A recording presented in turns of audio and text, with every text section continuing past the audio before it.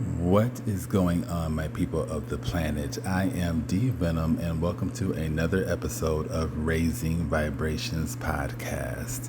All right, you guys, happy Saturday. It is still Saturday here in Arizona, and just know that I am clear of methamphetamine, you guys. It has been, I'm going to say, close to about a good week now since I have not done any drugs. And I'm happy about that. I'm absolutely ecstatic about that. Um,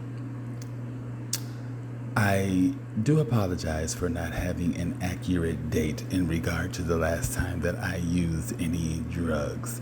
To me, that is not living when you always have to have a date or whatever the case may be in regard to one's sobriety and or relapse. So I don't keep track of that. I do know that if I want an accurate date, I can always backtrack and check my activity in regard to my bank account or something of that particular nature, and it will give me the rundown in regard to a time frame of when I possibly used. So yeah, I don't really I just don't keep tabs on that type of stuff. It's already hard enough living with the fact that one is an addict, and the fact that I had to keep tabs on when was the last time I used and all of that type of stuff. I just don't want to think about that shit. And I don't. I just know that sometime last week, if I'm not mistaken, I decided to allow the universe to take control of the whole methamphetamine situation. And basically, I am allowing the universe to guide me through this whole struggle with addiction. And so far, with me allowing the universe to do its job while I focus on other things, it's a good partnership. And I'm glad that the universe and the angelic realm wants to step up to the plate and take care of this situation in regard to my addiction so that I can focus on other things. So thank you very much, universe, and thank you very much, spiritual realm. I really do appreciate you guys coming forward and taking that stand or that lead for me, so that I can strengthen myself and focus on other things. Anyway, you guys, I've been wanting to reach out to you all, but I've been having some difficulties behind the scenes with my vehicle. Her name is Misty. She is gray, and I call her Misty Gray. Anyway, I've been noticing that Misty's battery, so to speak, has been declining or dying, and I failed to take action. And so yesterday, she finally went dead, and thank God she went dead not too far from home, because I know me, I can venture far away from home. And, with all, with State Farm dropping me from their roadside assistance because they feel like I am utilizing it too much. Isn't that stupid? Now, I had Allstate while living in Nevada for years, and I would call Allstate all hours of the day, evening and or night, for gas, jumps, and some of everything. And all I had to do was just sign a piece of paper or a form, and that was pretty much that. And my gas would be delivered, my car would be jumped, my needs would be met, and they didn't really care how many times I utilized their services. But I guess with State Farm, they have, they chip in, if I'm not mistaken, like $1 a day for their roadside assistance, so they can change the rules and or regulations at any point in time. And I had utilized their roadside assistance a total of maybe 6 or 7 times, but throughout different years. So one year may have been 2021 when I used it. Then the next year could have been around 2022, but it was spaced out when I was using their roadside assistance.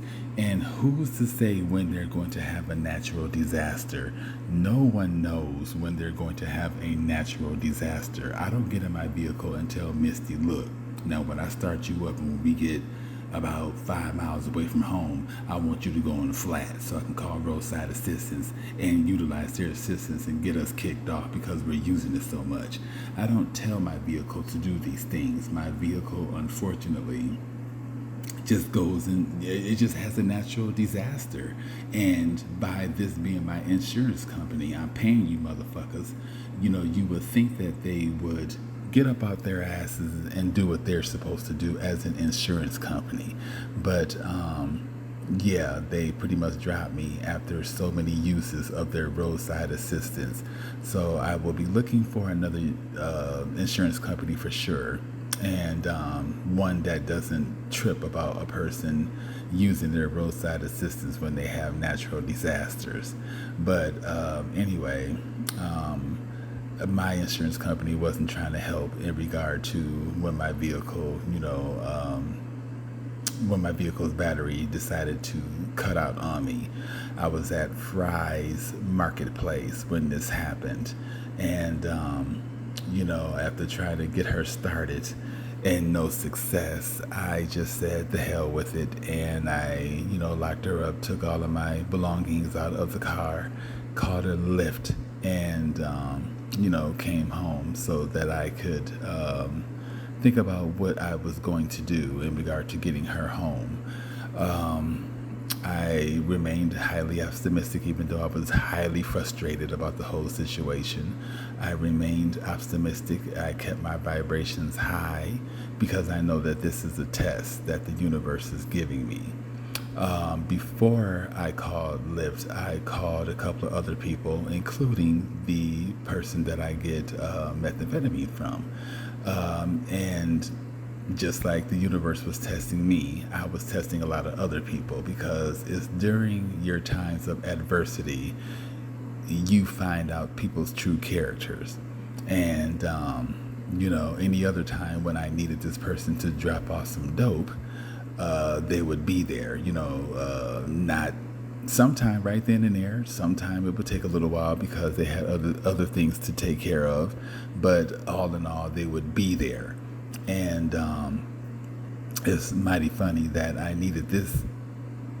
It's mighty funny within this situation. I needed my car jumped or whatever. And it was, to me, all of these excuses. And I even put the ball in their court, where whenever you get on this side of town, let me know, blah, blah, blah, blah, blah, blah. My car needs to be jumped and I'll even pay you for it.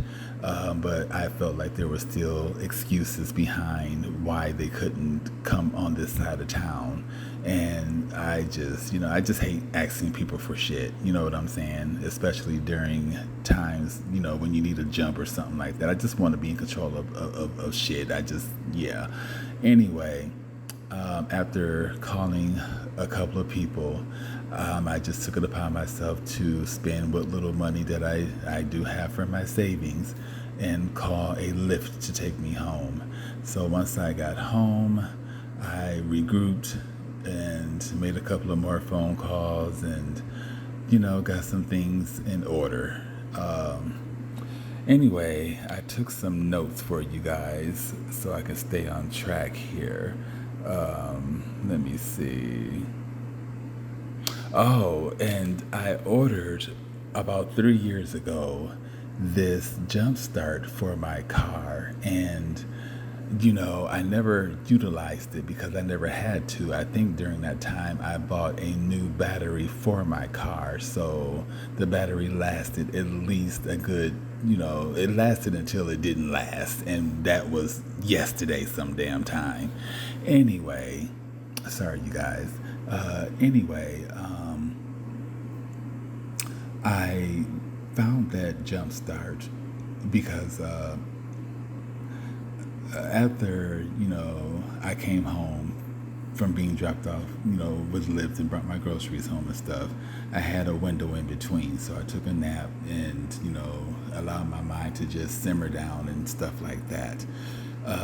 Anyway, after the nap, I got up and got active and, got back on my vehicle, so to speak, and I didn't want to spend any more money than what I had to, so I ended up I ended up walking to where my vehicle is or was.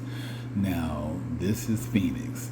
5 blocks will equal 10 blocks. You know what I'm saying? So I had a pretty decent walk, but it was fine. I had my water on me and all of that type of stuff when I left, and I was pretty much fine. I get to my vehicle with this jump start that I just knew wasn't going to work because, I tried to charge it, and when I plugged it in, all of the lights came on because it has the flashlight included. So the flashlight came on. Some other features worked, including the LED indicator light to let you know if the battery or the jump starter is operable and whatever else. And that worked. But just like this new jump start that I bought not that long ago from Amazon, and thank God they delivered it today, it's somewhat charged. And stuff like this, when you plug it in, the LED light will at least blink until it's charged, and it wasn't doing any of that. So I was frantic that this damn thing is just, the thing that pissed me off is the fact that I just never used the motherfucker before. So why,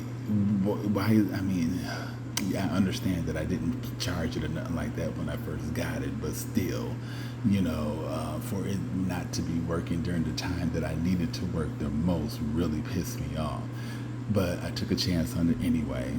And for the clamp part, the clips or whatever, the cables, when you put it into a certain part of the jump start, it was blinking green, and everything would seem to be working fine with what little juice the battery or jump start had. So, like I said, I took a chance with it. I walked with the damn thing to my car, and got to my car and put it on I did what was asked of me in regard to the jump start. And I turned my car on and nothing happened. You can tell that it wanted to kick on, but the jump start itself just it didn't have enough juice in it, and that green light basically meant that it needed to be charged. Hello, that's what the hell I was trying to do in the first place, but that just wasn't working. Anyway, after so many attempts of trying to get my car started, I just said the hell with it, and I ended up asking a gentleman that was parked in front of me that had a nice truck, could they jump start me, and they were nice enough to do that. The cables that I have, them cables are good enough to jumpstart a motorcycle or something, but a vehicle such as mine or a truck or something, it just wasn't getting the power that it needed to jumpstart my car. So thank the Lord that this particular individual whom jumped me had some different cables that were a lot thicker and just way better.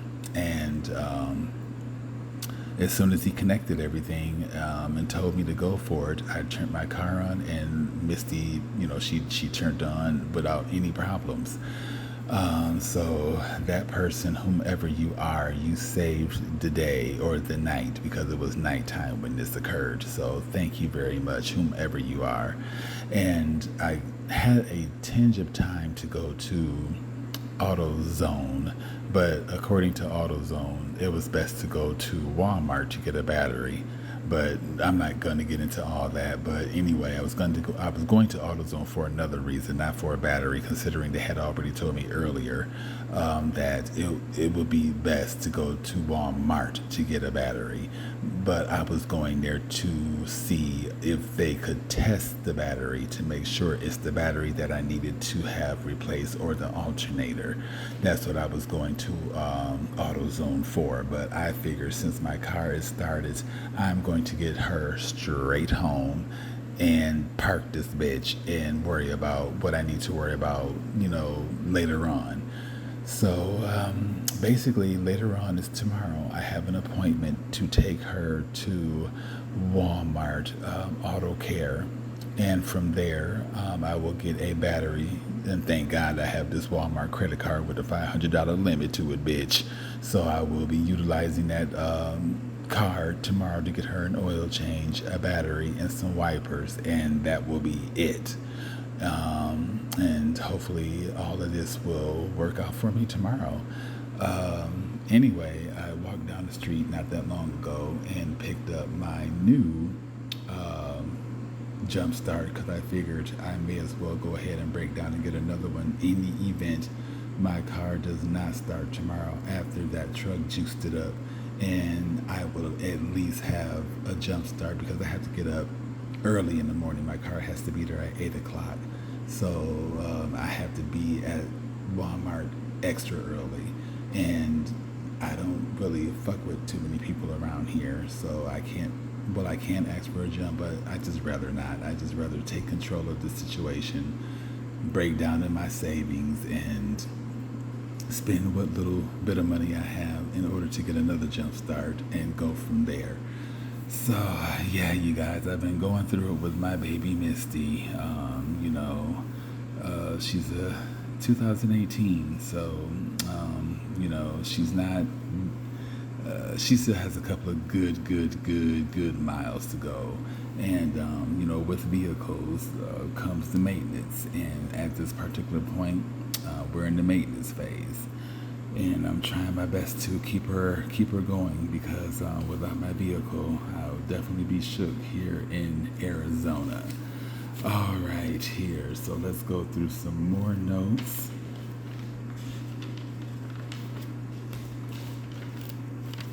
One second, you guys.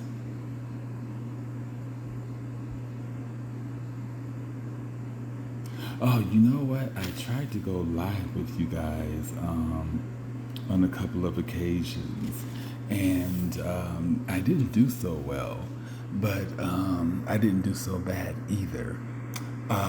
I see that I can have co-hosts and things of that nature, and I can reach out to different people to co-host with me. And I was thinking about it, and I'm just like, you know what? I absolutely enjoyed the Wendy Williams show, and I like how she did everything with her co-host. Her audience was her co-host, and she would let them have the floor near the end of the show. That's how I'm going to do with my particular platform here on Podbean when I do go live. I'm not going to reach out to just any specific individual because anyone whom enters the room or whatever the case may be, or is a part of the conversation, can be my co-host. So don't worry about that. No one specific is a co-host. Everyone is my co-host. It is my co-host. And let's see here. I'm going to have some guests, you guys, once I figure all of this out in regard to what I can upload, MP3 or MP4, blah, blah, blah, blah, blah, blah. But I have two people that I want to introduce you guys to, and one of the individuals is well known to Instagram and YouTube, and probably a couple of other platforms, and they go by Sequoia Moon. Now, Sequoia Moon is a tarot reader, and I absolutely enjoy Sequoia. She will keep it real with you. She will tell you, look, Sequoia is so motherfucking real. She will tell you before you even walk out the door, look, bitch, you're about to get your ass beat, so you may want to stay inside, or grab you a weapon, or, whatever. If you share children with someone, she'll let you know, like, hey, look, before you go drop this child off, or whatever the case may be, you better grab you something so you can, knock this motherfucker out because, such is about to happen. This is the type of tarot reader that Sequoia is. So if you can't handle the real, then you may not want to listen to her readings. But we developed a pretty cool relationship over the years. And I want to interview Sequoia and I want to introduce her to you guys. And if you want a reading or something like that, then, I'm pretty sure she'll work something out with you. I also want to introduce you guys to my therapist by the name of Mr. slash Mrs. Taylor. I say Mr. slash Mrs. Taylor because my therapist is a queen, just like me. And we get on that phone and we talk about everything aside from getting me right. You know what I'm saying? I'm usually getting my therapist right in regard to their situations, but the fact that my therapist can open up to me and we can have conversations not only about myself but about them and their life. I love that. I love that. So I want to introduce you guys to my therapist.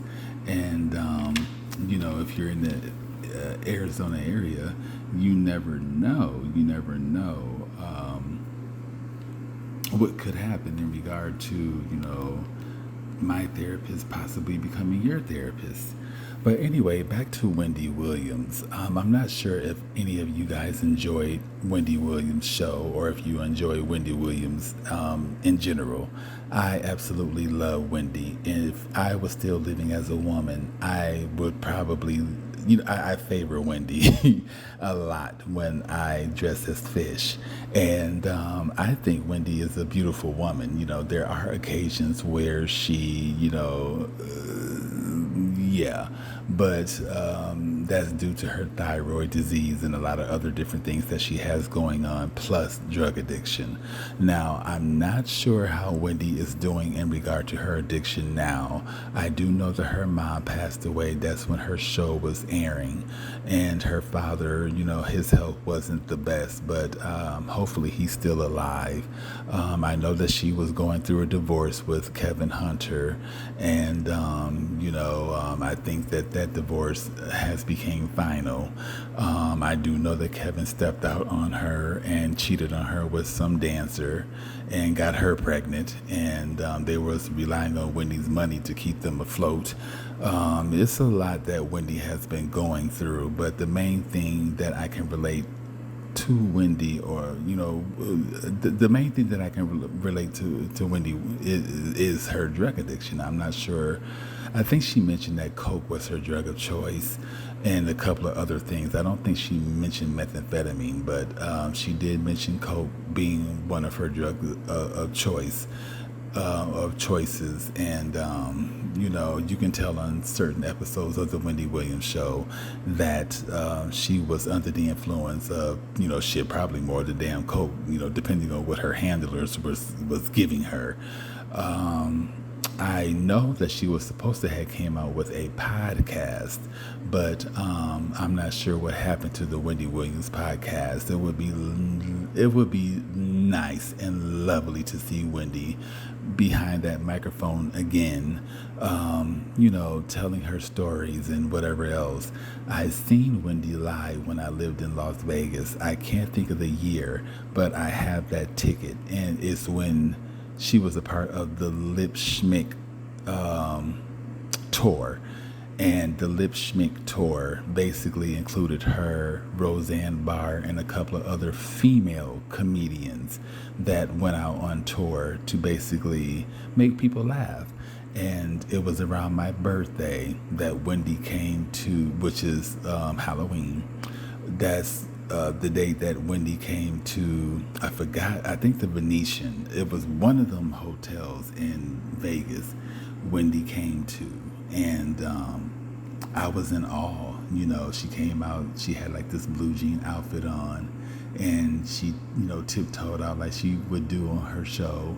And she had her little gold on. You could see the gold sparkling and dangling and shit like that from her neck and her wrist and stuff like that. And she had her the top of her I think it was a one piece, like a little blue jean catsuit. She had that unzipped, of course, to show that cleavage. And Wendy did her thing. She had her little wig on and shit like that. And this is the first time that I heard slob me knob. Now, Wendy was telling stories that she would never tell on that damn talk show, okay? She was talking about sucking dick. And, Wendy, she doesn't keep it a secret that she likes the dick in her mouth and she likes to, slob on it. Now, when she said that her son caught her slobbing me knob, I'm sitting up here like, damn, Wendy must put it down because she talking about slobbing mean knob. Now, I've been thinking about this shit ever since Wendy, ever since I heard it come out this bitch mouth.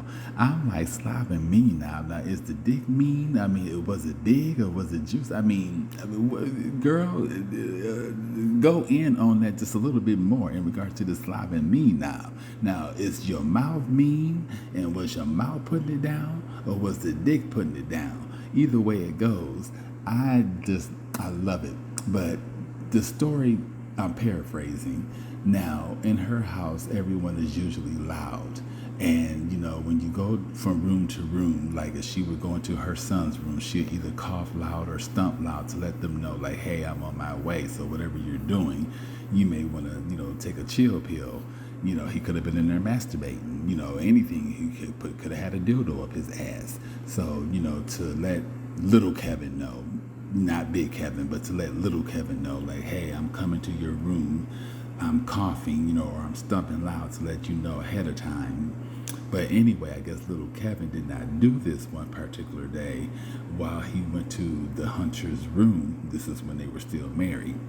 And, he basically turned the corner and the room was ajar and he seen, Mama Wendy slobbing at me knob.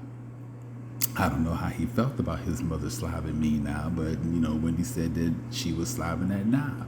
Now he should have coughed, or he should have stumped loud, or he should have did the protocol, and maybe he wouldn't have seen his mother in whatever position. She probably was in the fetal position between that man's legs, honey, just slobbing that. Now I can see Wendy with that long strawberry blonde wig on, devouring dick like she do on her show when she is just fucking up food. Now y'all know how Wendy gets when she eats food.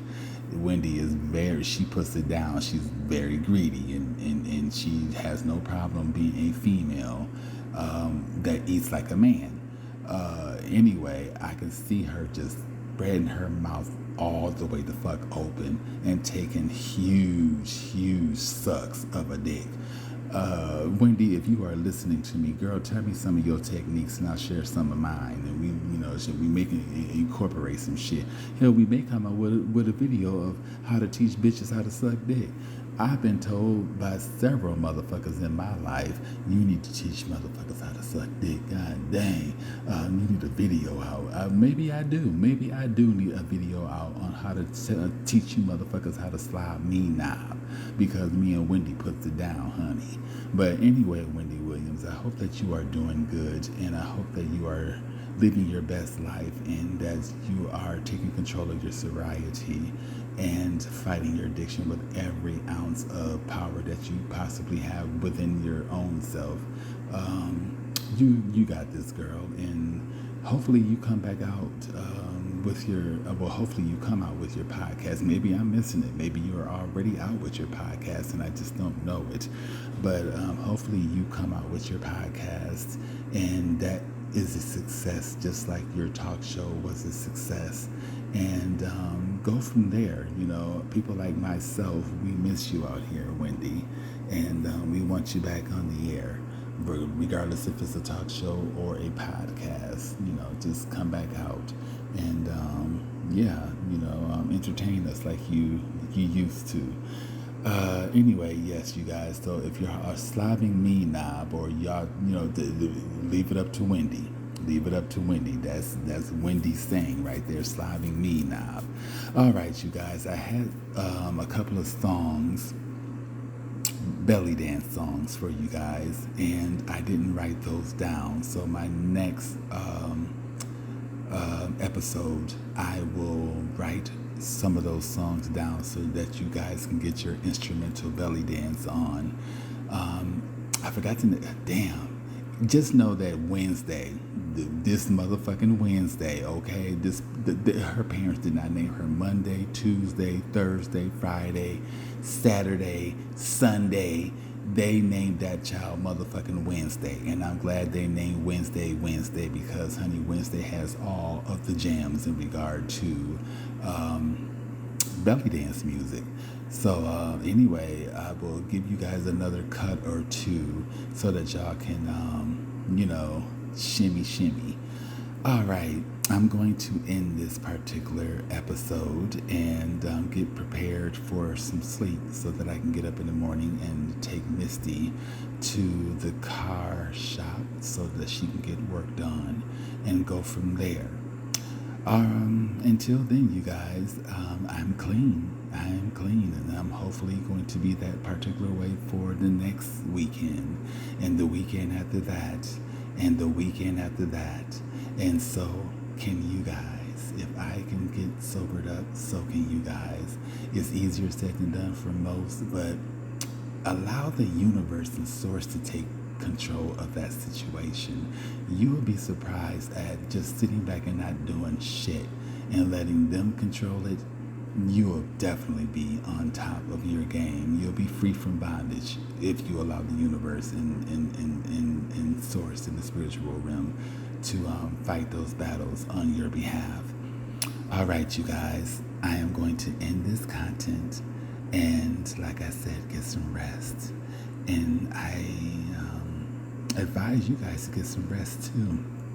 We have a lot of things coming up in store in the future for this podcast. But until then, I am D Venom, and this is Raising Vibrations Podcast. I'm out.